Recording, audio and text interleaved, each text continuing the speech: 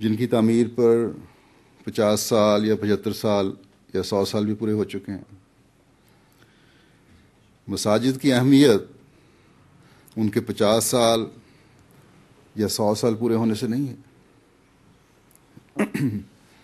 مساجد کی اہمیت اور اس کی خوبصورتی اس کو آباد کرنے کے لیے آنے والے لوگوں سے ہے، جو تقوی اللہ تعالیٰ کا تقوی رکھتے ہیں اور تقوی رکھتے ہوئے مساجد میں آ کر 5 وقت اس کی رونق کو دوبالا کرتے ہیں۔ مساجد کے مقام اور اس کی اہمیت کے بارے میں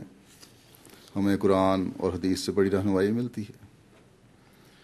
اور ایک احمدی کی یہی شان اور پہچان ہے کہ ہمیشہ مسجد کے اس مقام کو پہچانے جس کی خدا تعالیٰ نے ہمیں ہدایت فرمائی ہے۔ اور اسی حوالے سے میں چند باتیں آج کروں گا، لیکن اس سے پہلے کہ مسجد کی اہمیت کے بارے میں کچھ کہوں، اس مسجد کے حوالے سے بھی چند باتیں کروں گا۔ اس مسجد کا نام یہاں کے رہنے والے تو جانتے ہیں، اور اب دنیا کے احمدی بھی جان گئے ہوں گے کہ مسجد نور ہے۔ اتفاق سے گزشتہ 2 خطبوں سے میں نور کے حوالے سے اس کے مختلف معانی اور اللہ تعالیٰ کی صفت ہونے کے بارے میں روشنی ڈال چکا ہوں۔ بس یہ مسجد اور ہماری ہر مسجد اس نور کو اپنے دلوں میں قائم کرنے اور اسے دنیا میں پھیلانے کے لیے تعمیر ہوتی ہے، جو خدا تعالیٰ کا نور ہے۔ چاہے جو بھی اس کی پہچان کے لیے اس کا نام رکھ دیا جائے، لیکن اس کا مقصد یہی ہے کہ جو نور خدا تعالیٰ نے حضرت صلی اللہ علیہ وسلم اور قرآن کریم کے ذریعے سے ہم پر اتارا، اور پھر اس کا حقیقی پرتاؤ اس زمانے میں حضرت مسیح موعود علیہ الصلوۃ والسلام کو بنایا، تاکہ یہ نور ہر سو پھیلتا چلا جائے۔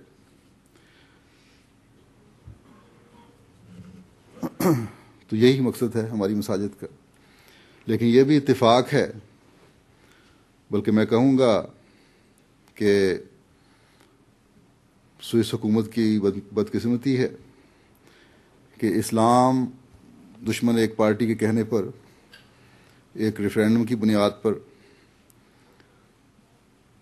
یا ایک ریفرینڈم کو بنیاد بناتے ہوئے، جس میں ایک حساب سے جو حصہ لینے والے تھے ان کی اکثریت نے یہ فیصلہ کیا کہ سوئٹزرلینڈ میں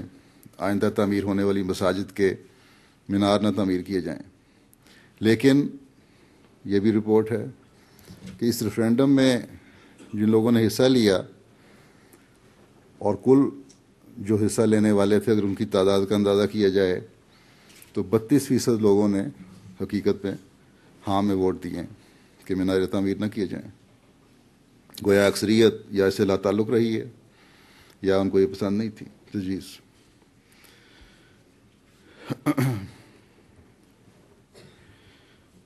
یہ بھی آج حضرت صلی اللہ علیہ وسلم کے عاشق صادق کی جماعت کا ہی کام ہے کہ جہاں تمام مسلمان فرقے سوئے ہوئے تھے، بلکہ بعض نے توجہ دلانے پر بھی یہاں تک کہا کہ کیا ضرورت ہے میناروں کے ایشو پر شور مچانے کی، یوں ہی ہم کیوں ان لوگوں کی مخالفت مول لیں۔ لیکن وہاں صرف جماعت احمدیہ نے پبلک میٹنگ کر بھی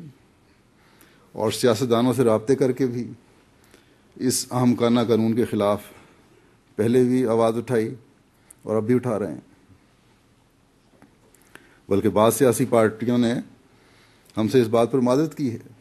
کہ یہ ہمارا فعل نہیں ہے اور ہم اس قسم کی احمقانہ چیزوں کے بڑے سخت مخالف ہیں.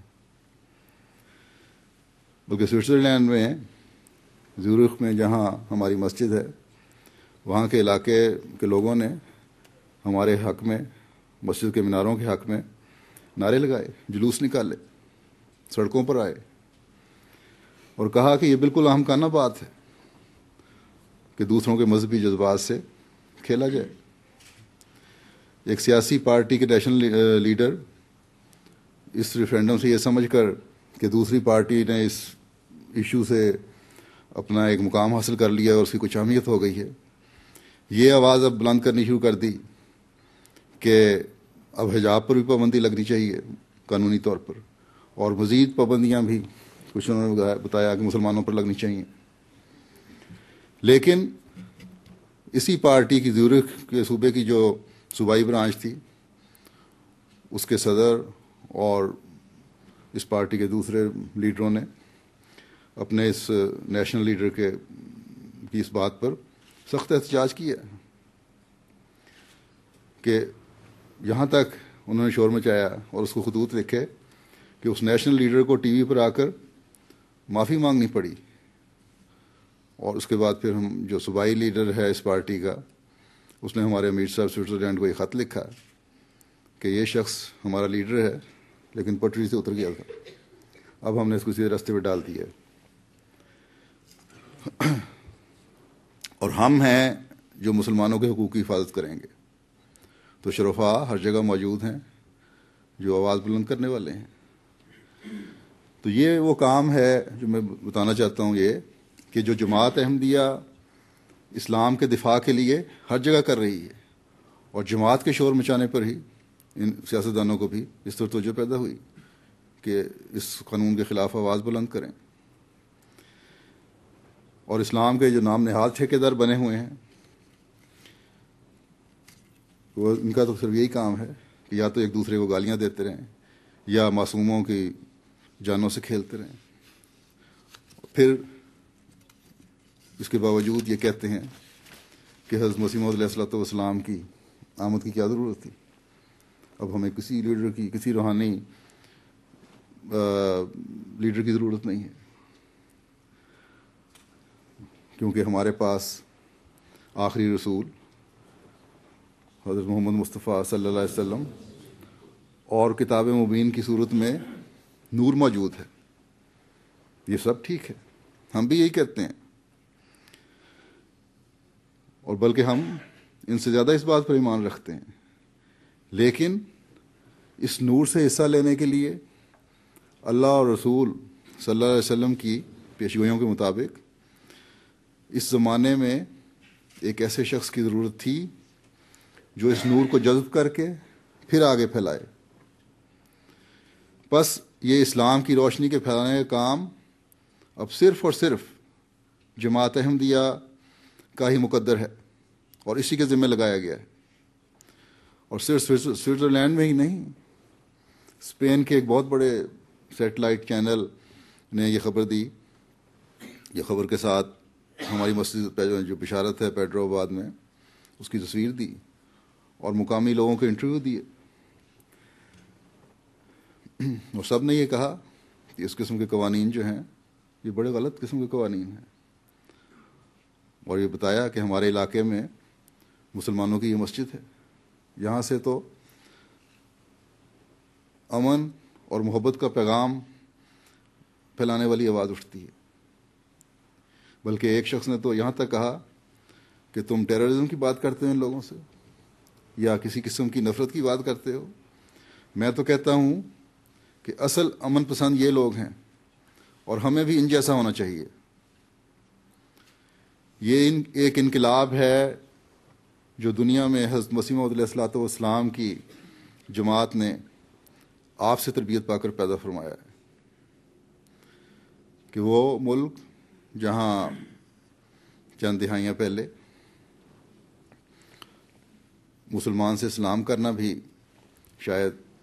ایک دوسرے کو خوفزدہ کر دیتا تھا,